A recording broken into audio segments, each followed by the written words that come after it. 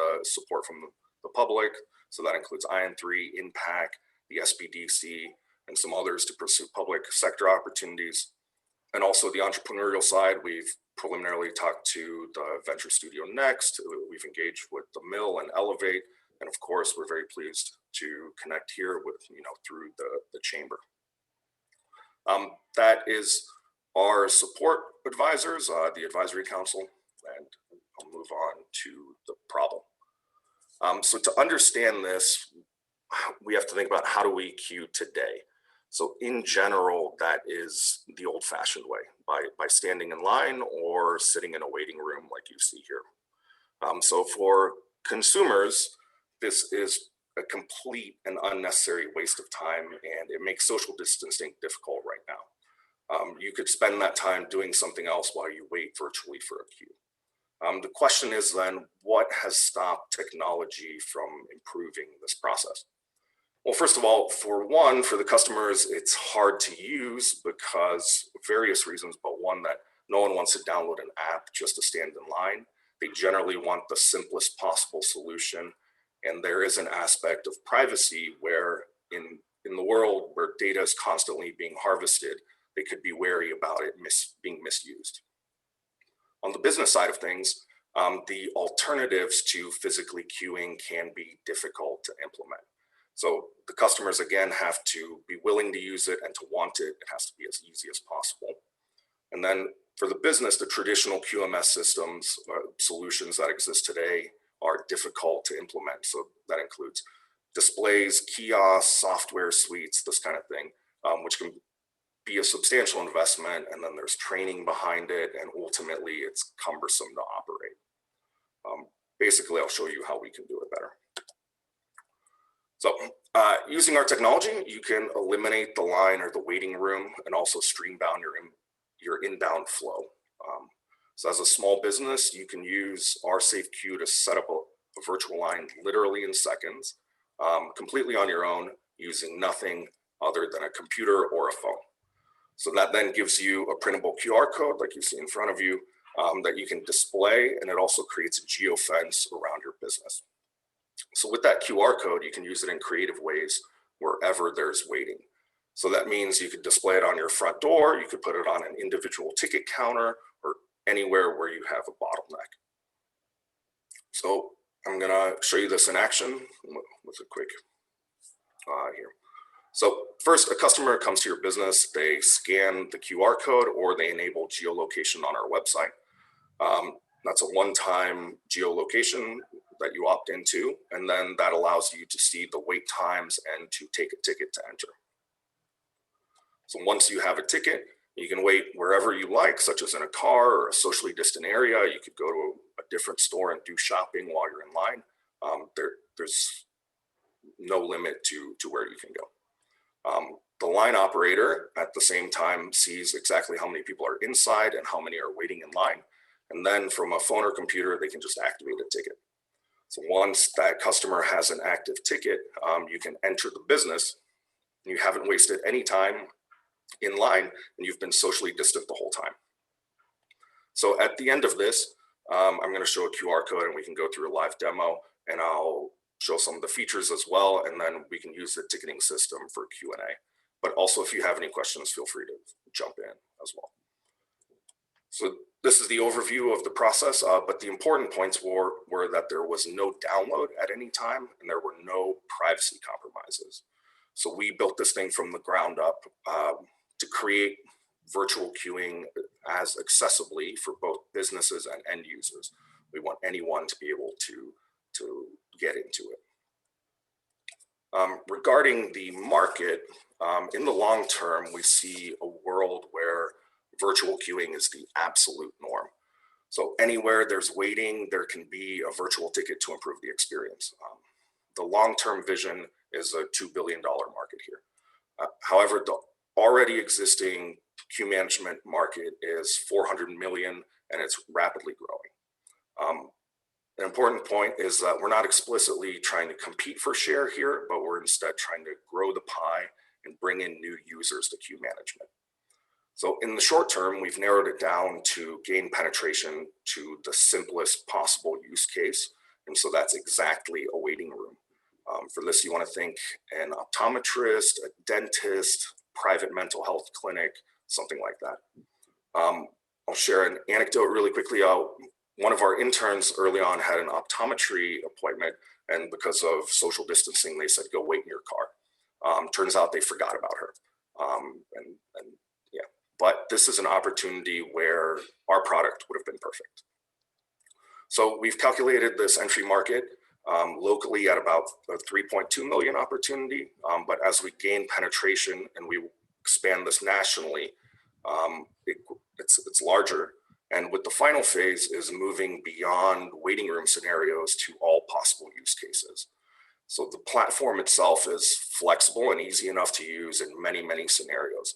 So think nail salon, a hairdresser, a food truck, nightlife, anything like that.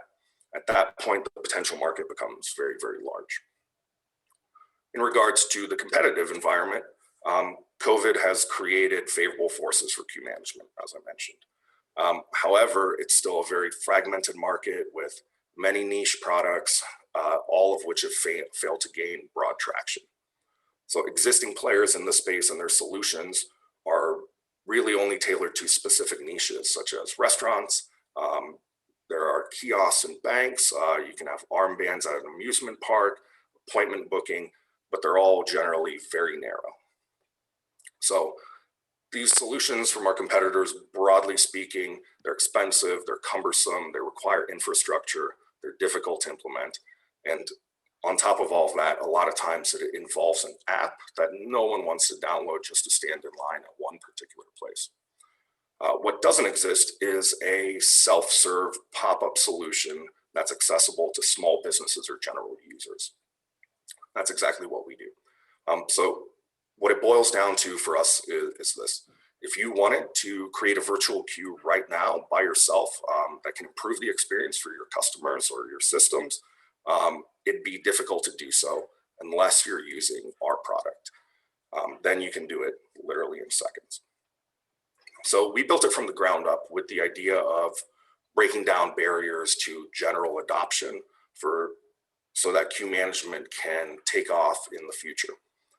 We're trying to make queue management accessible to anyone and to bring in new users, starting first with small businesses. So that led us to an ultralight and privacy safe method. Again, all you need is a phone, a computer, and seconds, and no one else has anything like this. I'll also mention here that we do not collect, aggregate data in general. So that concern from a consumer is alleviated by our approach. In regards to the business model, so it's a freemium trial model that upgrades to a subscription service in 2 tiers. So the base product is completely functional. You can go and try it right now, and it allows users to try it out, but there are some limitations and a lack of advanced features. I'll show that later as well. So these advanced features, they're the number of queues, displaying your logo, increasing the geofence around your business, integrated chat and SMS, so on. So the pricing is first free, $12.99, $24.99 per month. That's recurring revenue. So we set these so it's accessible to a small business. It shouldn't be prohibitively expensive to implement. At the same time, we also do enterprise level solutions with development and integration. And then regarding our go-to-market strategy, so I'll talk about what we've already done and then where we're trying to go. So first off is the public sector. Because we created our product in the light of the COVID pandemic, we wanted to fundamentally help in its response. So there were immediate opportunities and still are in the public sector, and the government itself is moving faster than usual because of the situation. So we wanted to capitalize on that, and we also wanted to get the ball rolling in the public sector by building some outreach and connections, because normally that's a very slow sales cycle. So to this end, we've submitted 5 proposals to active open solicitations, 3 of which were COVID related, and we made contacts in the process of doing that. So moving forward, our advisors have also indicated to us that there's certainly potential for our technology at all 5 levels of government, well beyond the pandemic. For example, 2 of the proposals that we submitted were for needs at military bases. How do we reach out to the government? Basically through open solicitations, unsolicited submissions, SBIRs, bid matching, and direct outreach through partners and connections. So we took this approach. Usually it's done backwards, that you build a consumer product and then go after large government contracts. But we took this approach because of the immediate opportunity and the ability to help with COVID, and also to set up for potential R&D investment. We're going to continue along with that, but we're also trying to pivot to the next phase and our greater ambitions. Steve, can you translate those acronyms for us? Department of Homeland Security. Yeah, Department of Homeland Security. These are the names of the submissions. So CSOP was Commercial Solutions Opening Pilot. It was a broad acquisition authority for COVID-related products. The SVIP is called the Silicon Valley Investment Program, which was tailored towards smaller startups, also COVID-related. It's a COVID-related program. The last one, ERDC Works, is a security and force protection program through, I believe that one was the Army. AFSC is similar, it's through the Air Force. And the product we're promoting to them is our SafeQ, but being used for managing entry and exit into an Air Force base and how people move there. And I don't think I forgot any, but that gives you the gist of it. So I think I was talking about moving into the small business scenario. So that's waiting rooms, classical queuing, that use case. We're trying to enter this where it's a direct sales approach at first, where we want to approach regional businesses individually and then expand outward from there. So relying initially on direct contact and through digital outreach, such as a business's social media. There's also an opportunity for local businesses to alleviate concerns that their customers might have about social distancing or safety, this kind of thing. And we think that using our product and showing that off can help bring some people in that might otherwise try to avoid it. So we want to leverage local media exposure, possibly touching on these COVID prevention related topics in the short term.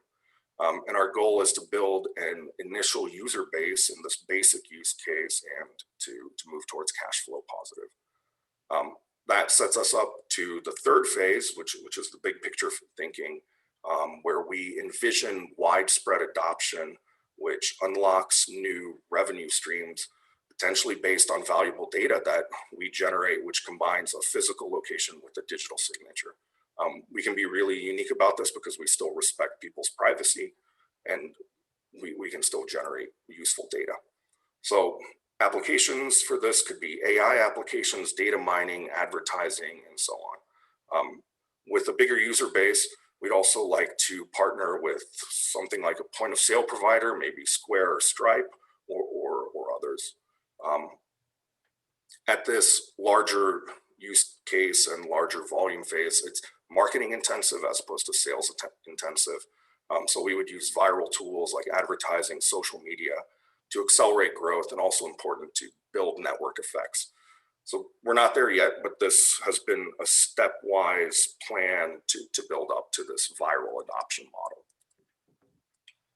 model. In regards to the competitive moat, first off, we have a very special product which doesn't exist on the market. So one thing I say here is that competitors might be reluctant to enter the space because of cannibalizing their own high-cost products. What I mean by that is the traditional approach in queue management is to go on a website for a queue management provider. There's no transparent pricing. You would request a brochure or a white paper, and then you go through a salesman, and they try to upsell you on some solution or more provide you with a traditional queue management type system. We don't do that. You can do this on your own right away.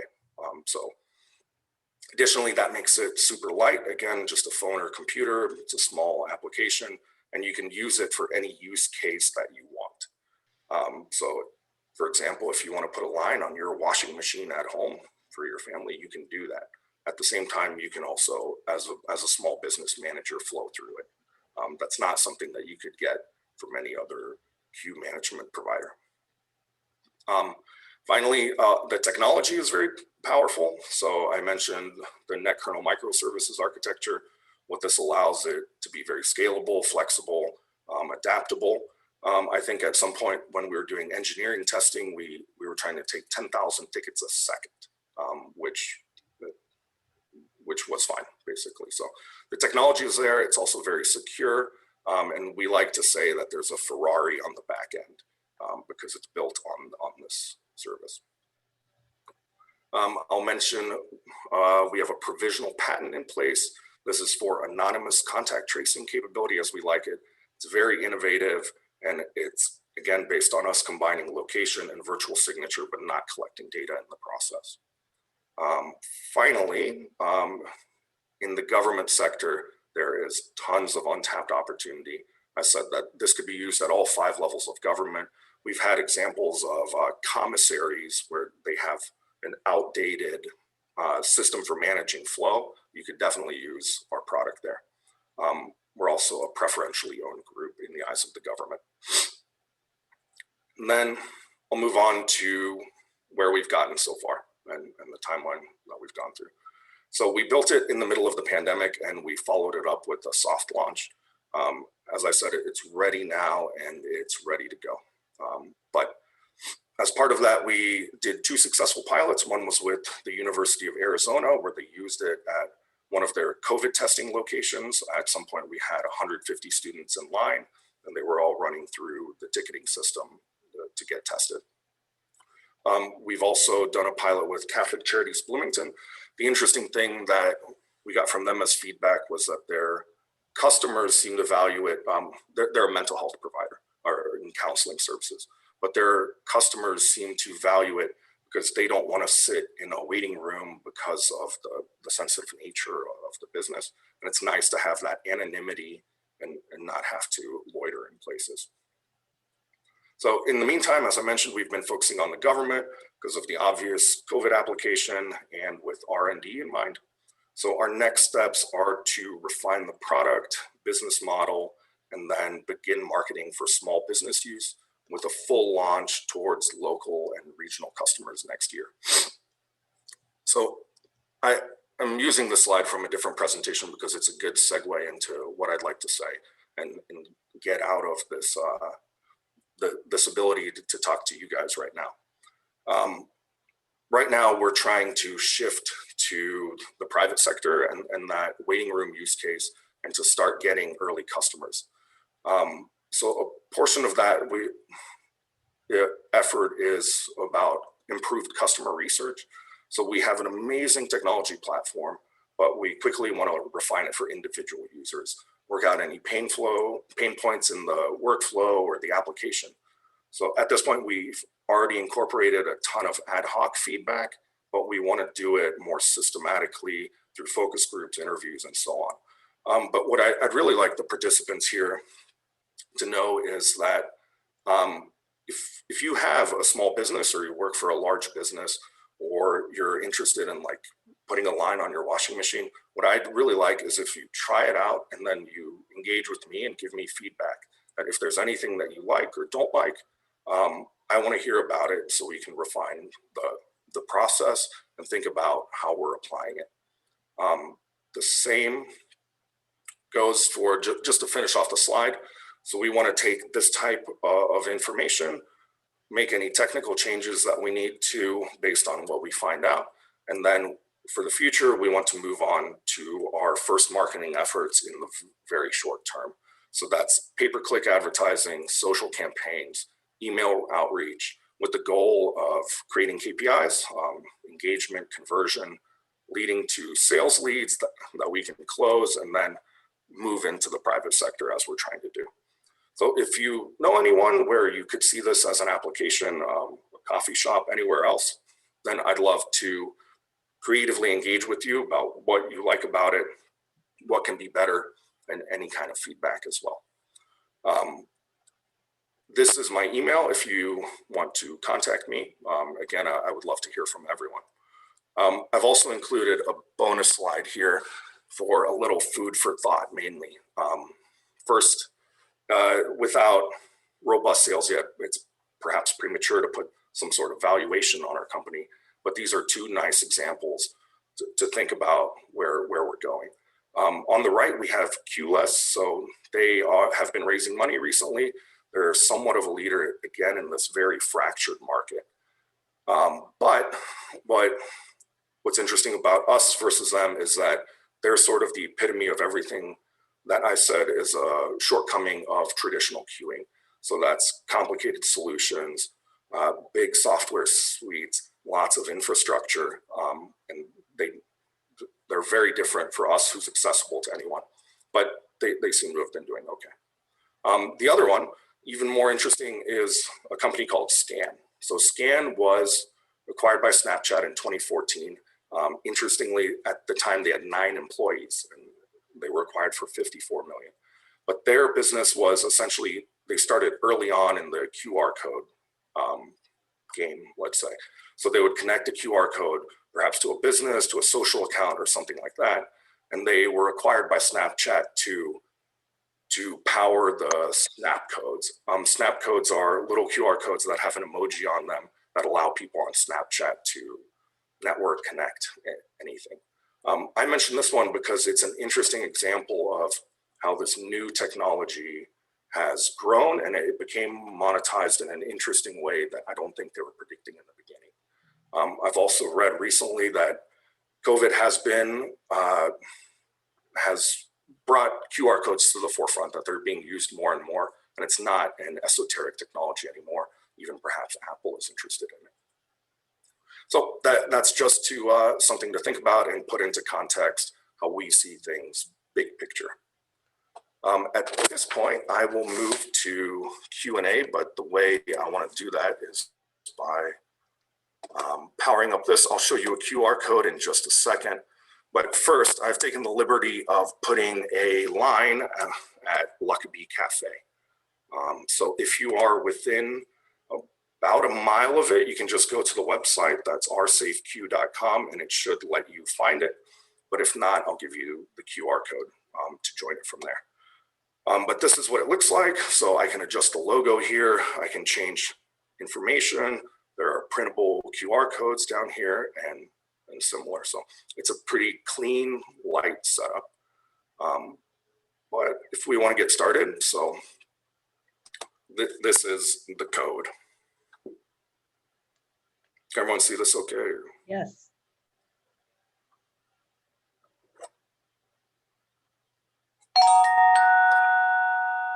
Someone has joined the line. And then I'll just demonstrate a few things here. This is the operator view that I was talking about. There are some extra features that I have enabled. So for example, if I wanted to pre-screen you or say something, I can say, hi. This will go out to the person. Again, it also saves frequently typed messages, and there's some nice things like that. So you can do that. Imagine if you didn't have a phone or you couldn't use one for some reason, I can do this. I can just give you what we're calling a physical ticket.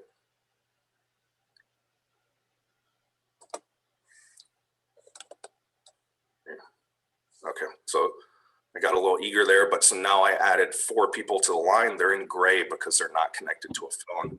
What would happen here is if I wanted to let you in, I would do this and I'd say number 4, you're up, or I could write it on a tablet, or you could have a display using this anywhere. So pretty straightforward. And that is it. So for question, whoever has ticket number 1, I'll activate you and turn the floor over to you. Hey, guess what? That's me.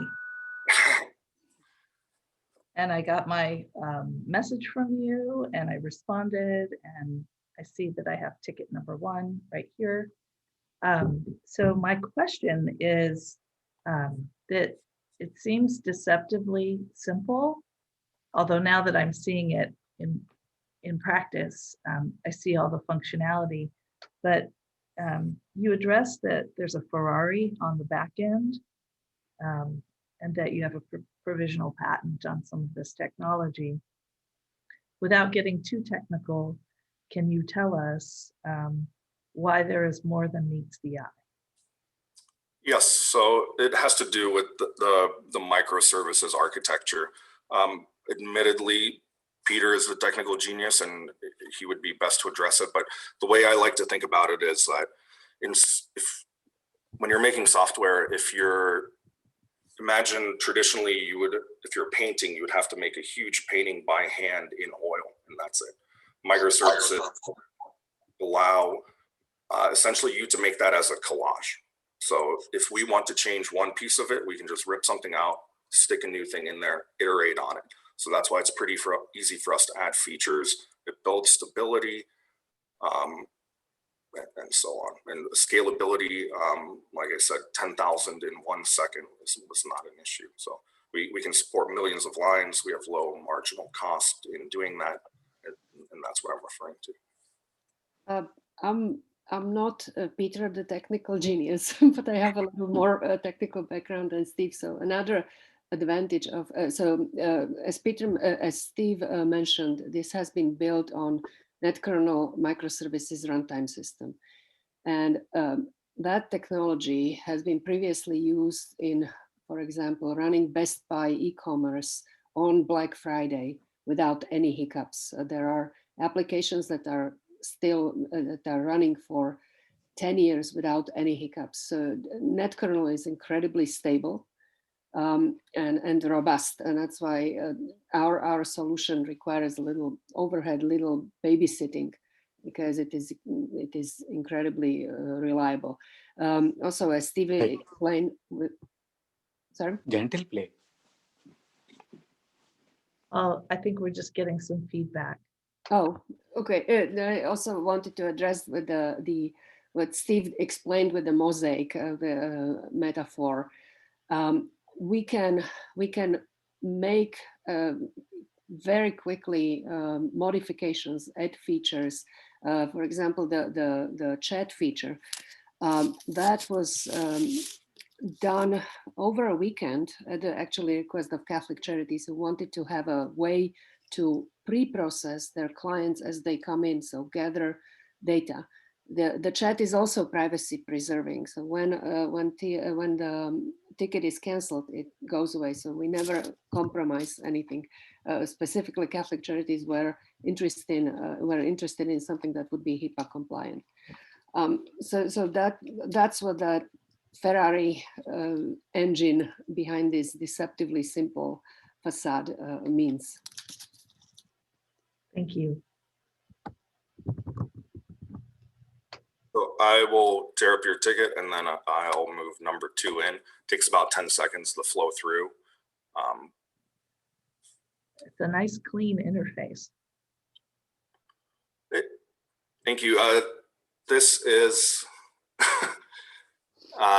our intention was to make it as usable as possible. So that's part of the interface as well. Number 2, please.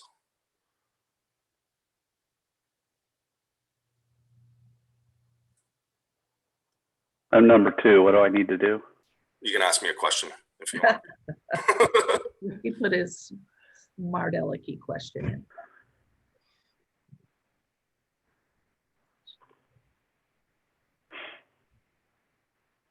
That's because I canceled your ticket after you've been through. So you could take another one as well.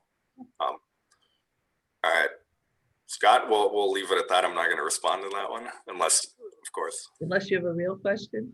Oh, I was just playing with the app. Pretty cool. Thank you. Okay, and that brings us to number 3. Okay, I believe that's me. My question is, so I first of all, I think is really excellent.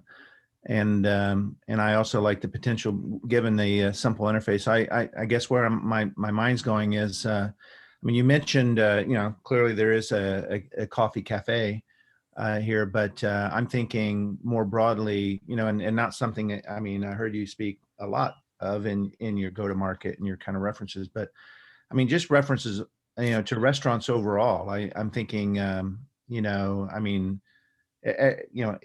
even before the pandemic, they were all, you go put your name on a line and you go sit in your car and they'd call you. I mean, they were getting to that point, right?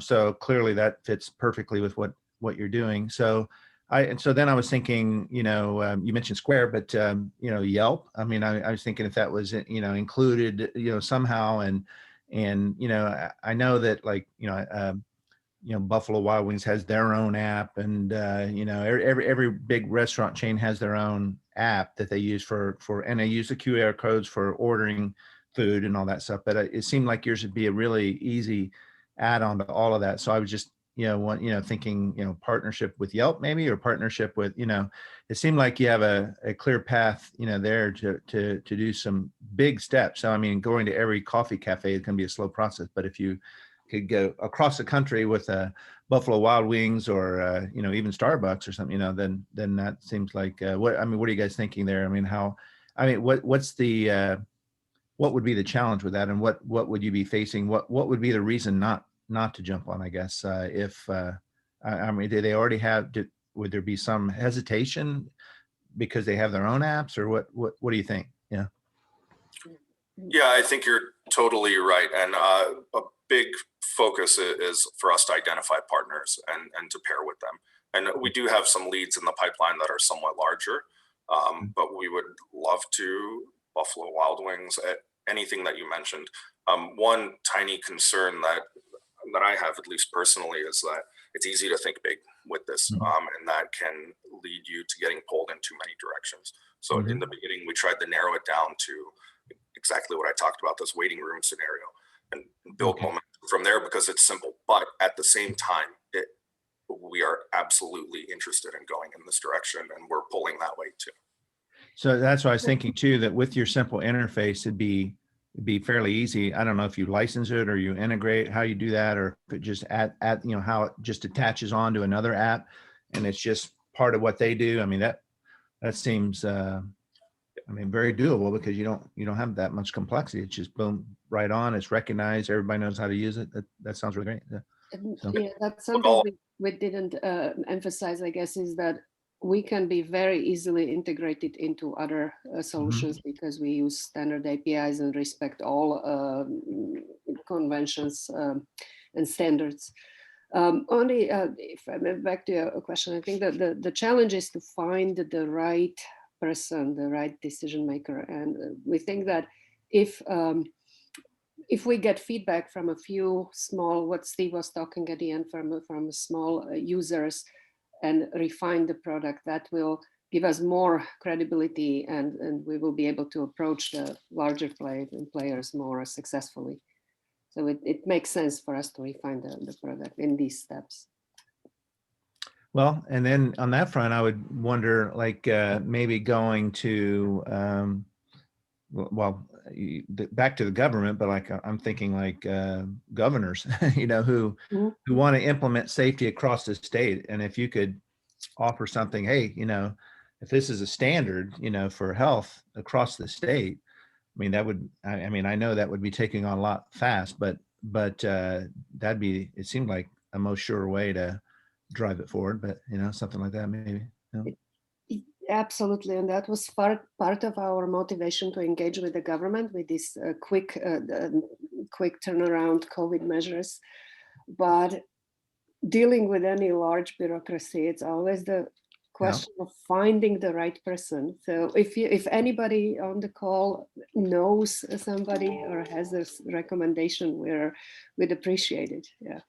I have another question too while I got the floor. So Steve, I just was curious with your Amazon connection and all, where you're, where, are you from Indiana, or how did you guys all get connected? How did you get to know each other? So I'm in Bloomington. I have long ties to this place. I went to high school here, and then to IU and the MBA. So it's a fairly small world once you get Yeah. there. Great. And I had a sort of startup that so I've been I think about 7 years ago I returned to academia, and before that I had that small tech business that was serving DoD primarily. And actually Steve was one of my interns back then, and I had I'm hoping if we raise money I'll be able to get another one back to work for us, who's now in California, and he actually was our full-time employee back then. So, yeah, it's a small world. Yeah, have you approached anybody at Elevate Ventures or? We're talking to Elevate, yes. Yeah, great. Okay, I think Saya's on the call, who we've gotten to know quite warmly at this point. So. good, great. All right, thanks.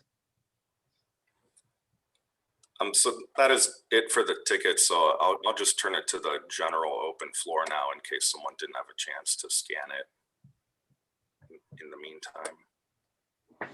And Dave, they just went through community ideation fund.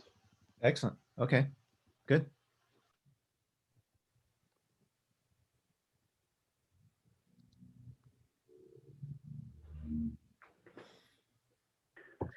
It's hard to imagine going to a restaurant and having them hand you one of those horrible plastic discs that light up.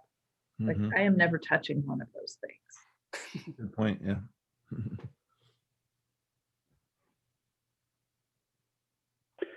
Well, I can appreciate and make a comment from a consumer standpoint. I get the opportunity. I had several opportunities pre-COVID to do some consulting and coaching in the healthcare industry. And this kind of, I'll say, queuing thought process in some places is still foreign. You know, that you're still waiting in the seat and you don't even know what your place in line is. So I think that it's well thought out. And I think one of the things that we found from a consumer or customer standpoint was folks don't even care how long the wait is, as long as they know what their place in line is. I'm saying that a little bit facetiously, but it's a much bigger issue to not know where you are in line than it is to know that it's a 30-minute wait. So I like that you've built that into the platform. Seems like a very simple thing, but there's a lot of places, especially in the healthcare industry, that haven't figured that out yet. Or to know that you weren't forgotten, right? That's right. That's right.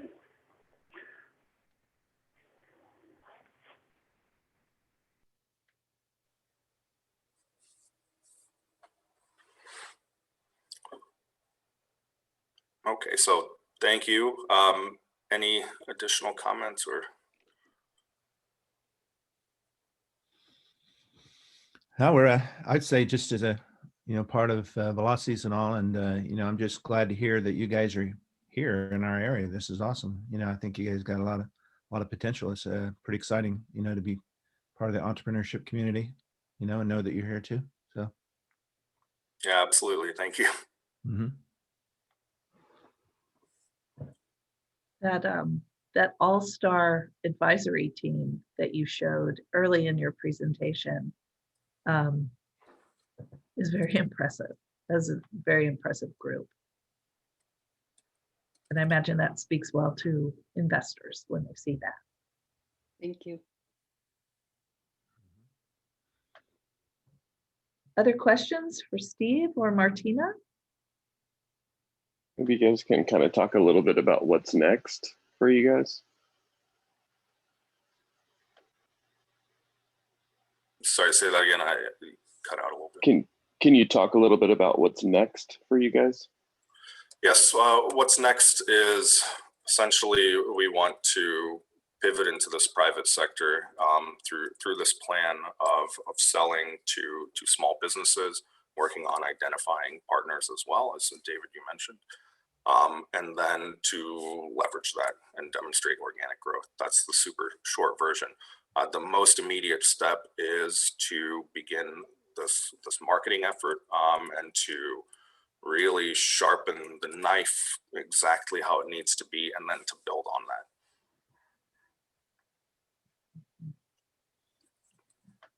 But that- private sector being really big, is there kind of a beachhead that you're going to say, hey, I'm going to go specifically after optometrists first, or anything along those lines? That's exactly it. So we narrowed it down to that the basic waiting room, who we want to reach out to. So that is the optometrist, dentist, anything like that, hair cutters even. But we really want to focus on the medical stuff first, because Mental health. and mental health, where we already have a good connection. Part of expanding on that is also perhaps to reach out to industry associations. There's an optometric group and others, and then see if we can build from individual successes into wider groups that are all the same type, let's say.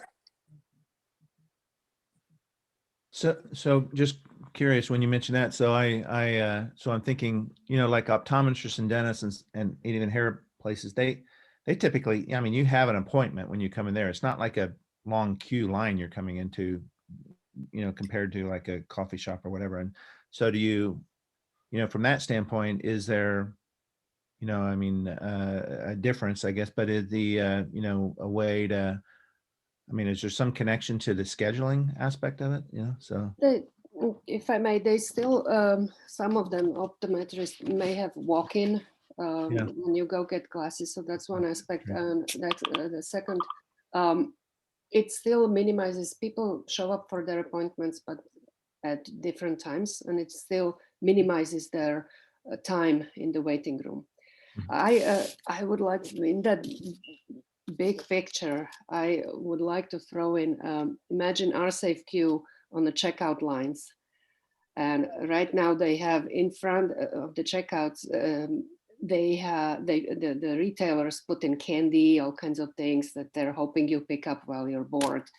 But if we were able to wait in the store until it's our turn to get to the checkout, I would be less bored, and I would probably pick up a lot more merchandise. But again, we're getting back to finding the right person to whom to offer it in a large entity is difficult. So that's why the plan that we have, I think, makes sense and is executable with fairly low risk.